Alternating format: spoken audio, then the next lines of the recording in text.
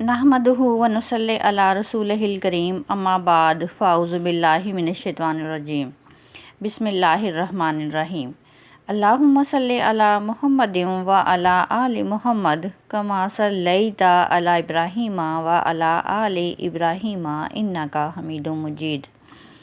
अल्लाहुम्मा बारिक अला मुहम्मदिन व अला आलि मुहम्मद कमा बारकता अला इब्राहीम व अला आलि इब्राहीम इन्नका हमीदुम मजीद। सूरत अल-अहकाफ जो कुरान पाक की तरतीब के लिहाज से 46 नंबर की सूरा है, इसका तारुफ हासिल करेंगे। सूरत अल-अहकाफ से पहले 65 सूरतें नाजिल हो चुकी थीं। ये कुरान पाक में नज़ूल के एतबार से 66 नंबर की सूरत है, जबकि तरतीब के लिहाज से 46 नंबर की सूरत है। सूरतुल अहकाफ का मानी है रेत के टीले, यानी अहकाफ का मानी है रेत के टीले। ये हिजरत मदीना से पहले नाजिल हुई। इसमें 35 आयात हैं। इसमें अल्लाह ताला ने किब्र आज़म का जिक्र किया है। किब्र से मुराद है गुरूर। दुनिया में इंसान तकब्बुराना रवैया इख्तियार करता है, लेकिन सबसे बड़ा तकब्बुर ये है कि उस मुतकब्बराना ज़ात अल्लाह ताला के मुकाबले में खड़ा हो जाना, ये सबसे बड़ा तकब्बुर है, क्योंकि मगरूराना ज़ात सिर्फ़ अल्लाह ताला की है और किब्र का हक़ सिर्फ़ अल्लाह ताला को हासिल है। बड़ाई का असल मुस्तहिक सिर्फ़ वही है बेशक। और अल्लाह ताला का वस्फ़ है तकब्बुर। इंसान जब अल्लाह ताला के मुकाबले में तकब्बुर करता है, इसको किब्र आज़म कहा गया है, जिसकी बिना पर कल रोज़े क़यामत उसको जहन्नम की आग में डाला जाएगा। सूरतुल अहकाफ की मज़ीद तफसील ये है कि इसका नाम आयत नंबर 21 के फ़िक्रे से माखूज़ है। तारीख़ी वाक़या से इसका नज़ूल उस वक्त साबित हो जाता है कि जिसका ज़िक्र अल्लाह ताला ने सूरतुल अहकाफ की आयत 29 तक 32 में फ़रमाया है। इन आयात में जिन्नों के आने और कुरान पाक सुनकर वापस जाने का जो वाक़या बयान हुआ है, वो हदीस और सीरत की मुत्तफ़िक़ा अलैह हदायत की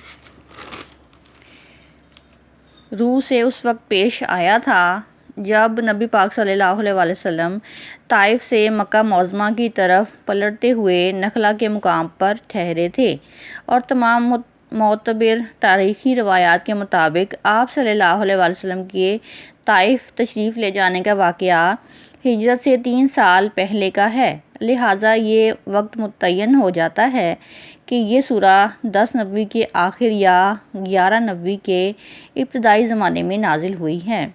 10 नबी पाक सल्लल्लाहु अलैहि वसल्लम की हयात मुबारका में नहायत ही सख्ती का साल था। 3 बरस से कुरैश के तमाम कबीलों ने मिलकर बनी हाशिम और मुसलमानों का मुकम्मल मुकाता कर रखा था, और नबी पाक सल्लल्लाहु अलैहि वसल्लम अपने ख़ानदान के साथ शुएब अबी तालिब में महसूर थे। शुएब अबी तालिब मक्का मुअज़्ज़मा के एक मोहल्ले का नाम था जिसमें बनी हाशिम रहा करते थे। शुएब अरबी ज़बान में घाटी को कहते हैं, यानी शुएब से मुराद अरबी ज़बान में घाटी है। चूँकि ये मोहल्ला कसब की घाटियों में था और इब्ने तालिब बनी हाशिम के सरदारों में से थे, इसलिए इसे शुएब अबी तालिब कहा जाता था। मक्का मुअज़्ज़मा में जो मुकाम आज मुकामी रिवायात के मुताबिक नबी पाक सल्लल्लाहु अलैहि वसल्लम के मुकाम पैदाइश की हैसियत से जाना जाता है, उसी के करीब ये घाटी वाक़या थी।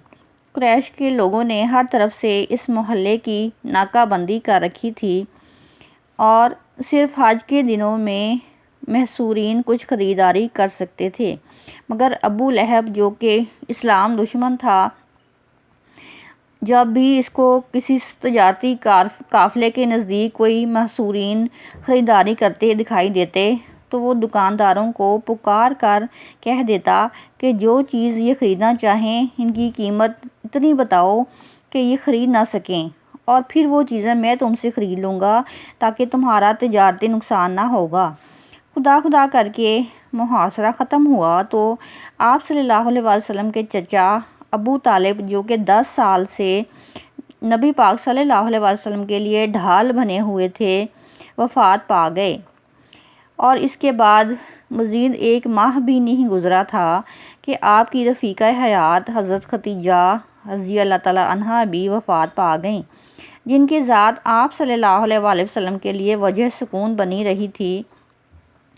آپ صلی اللہ علیہ وسلم اس سال کو عام الحزن فرمایا کرتے تھے، یعنی غم کا سال۔ آپ صلی اللہ علیہ وسلم کے قریبی ساتھیوں کی وفات کے بعد کفار اور زیادہ دلیر ہو گئے۔ اسی زمانے کا یہ واقعہ ابن ہاشم نے بیان کیا ہے کہ ایک روز قریش کے اوباشوں میں سے ایک شخص نے سر بازار آپ صلی اللہ علیہ وآلہ وسلم کے سر مبارک پر مٹی پھینک دی۔ آپ صلی اللہ علیہ وآلہ وسلم اس ارادے سے قریش تشریف لے گئے کہ بنی ثقیف کو اسلام کی طرف دعوت دیں، اگر وہ اسلام قبول نہ کریں تو کم از کم اس بات پر انہیں آمادہ کر سکیں کہ وہ آپ صلی اللہ علیہ وآلہ وسلم کو اپنے ہاں چین سے دعوت اسلام کرنے کا موقع دے دیں۔ آپ صلی اللہ علیہ وآلہ وسلم کو اس وقت تک کوئی سواری میسر نہیں تھی۔ مکہ سے طائف تک کا سارا سفر آپ صلی اللہ علیہ وآلہ وسلم نے پیدل طے کیا، صرف حضرت زید بن حارث رضی اللہ تعالیٰ عنہ ساتھ تھے۔ بعض روایات کے مطابق وہاں پہنچ کر چند روز آپ صلی اللہ علیہ وآلہ وسلم نے قیام فرمایا اور ثقیف کے سرداروں اور معززین میں سے ہر ایک سے بات کی، مگر انہوں نے صرف یہ کہ آپ صلی اللہ علیہ وآلہ وسلم کی کوئی بات نہیں مانی، بلکہ کہا کہ ان کے شہر سے نکل جائیں کہ کہیں آپ صلی اللہ علیہ وآلہ وسلم کی تبلیغ ان کے نوجوانوں کو بگاڑ نہ دے۔ مجبوراً آپ صلی اللہ علیہ وآلہ وسلم کو جانا پڑا۔ کفار نے اپنے ہاں کے لفنگوں کو آپ صلی اللہ علیہ وسلم کے پیچھے لگا دیا۔ وہ راستے کے دونوں طرف آپ صلی اللہ علیہ وآلہ وسلم پر آوازیں کستے، گالیاں دیتے اور پتھر مارتے چلے گئے، یہاں تک کہ آپ صلی اللہ علیہ وآلہ وسلم زخموں سے چور ہو گئے اور جوتیاں خون سے بھر گئیں۔ اسی حالت میں آپ صلی اللہ علیہ وآلہ وسلم طائف کے باہر ایک باغ کے سائے میں بیٹھ گئے اور اپنے رب سے عرض کیا،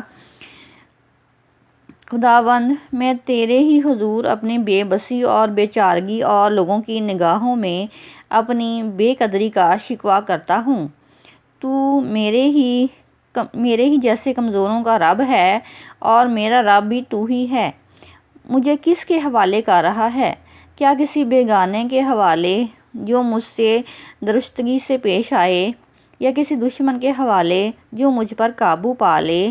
اگر تو مجھ سے ناراض نہیں ہے تو مجھے کسی مصیبت کی پرواہ نہیں، مگر تیری طرف سے عافیت مجھے نصیب ہو جائے تو اس میں میرے لیے زیادہ کشادگی ہے۔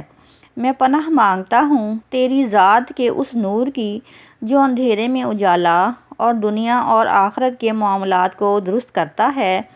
مجھے اس سے بچا لے کہ تیرا غضب مجھ پر نازل ہو یا میں تیرے اعتراض کا مستحق ہو جاؤں۔ تیری مرضی پر راضی ہوں یہاں تک کہ تو مجھ سے راضی ہو جائے۔ کوئی زور اور طاقت تیرے بغیر نہیں۔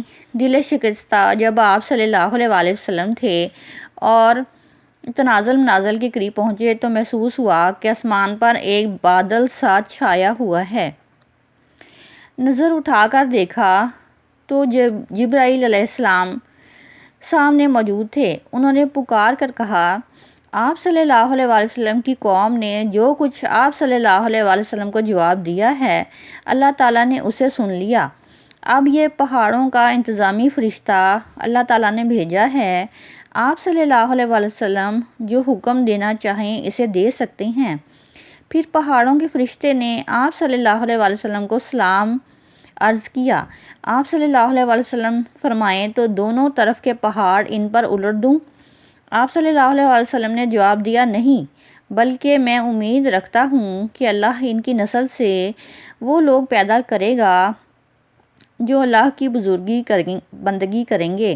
اس کے بعد آپ صلی اللہ علیہ وسلم چند روز نخلا کے مقام پر جا کر ٹھہر گئے۔ آپ صلی اللہ علیہ وسلم پریشان تھے کہ اب کیسے مکہ واپس جاؤں۔ طائف میں جو کچھ گزری ہے اس کی خبر ضرور وہاں پہنچ چکی ہوگی۔ اس کے بعد تو کفار پہلے سے بھی زیادہ دلیر ہو جائیں گے۔ انہی ایام میں آپ صلی اللہ علیہ وسلم رات کو نماز میں قرآن پاک کی تلاوت کر رہے تھے کہ جنوں کا ایک گروہ وہاں سے گزرا۔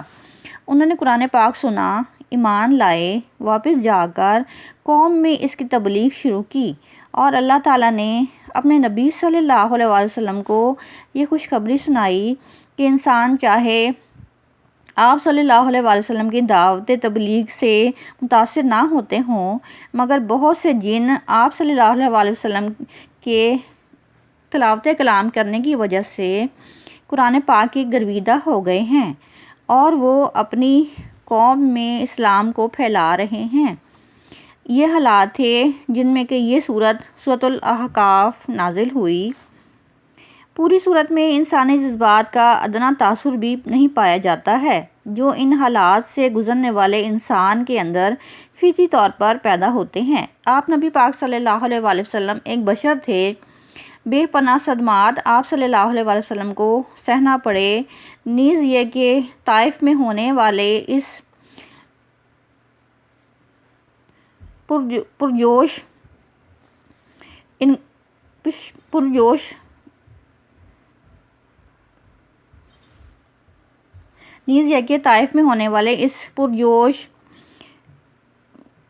درد کی وجہ سے آپ صلی اللہ علیہ وسلم نہایت نڈھال تھے، جو کہ طائف کے لوگوں نے آپ صلی اللہ علیہ وسلم پر پتھر برسائے تھے۔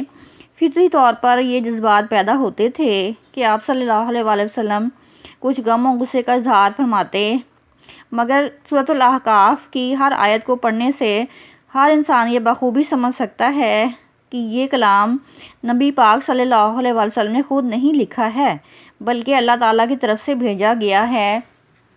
صرف دعا میں وہ الفاظ شامل ہیں جو آپ صلی اللہ علیہ وسلم کی دلی کیفیات کو ظاہر فرماتے ہیں۔ سورت کا موضوع کفار کو ان گمراہیوں کے نتائج سے خبردار کرنا ہے جن میں وہ نہ صرف مبتلا تھے بلکہ بڑے اثر اور غرور سے اس پر جمے ہوئے تھے، اور برعکس اس کے کہ جو شخص نبی پاک صلی اللہ علیہ وسلم ان کو سمجھانے میں لگے ہوئے تھے اور ان کو گمراہیوں سے نکالنے کے لیے کوشاں تھے، انہی کے خلاف یہ کفار سازشوں میں لگے ہوئے تھے۔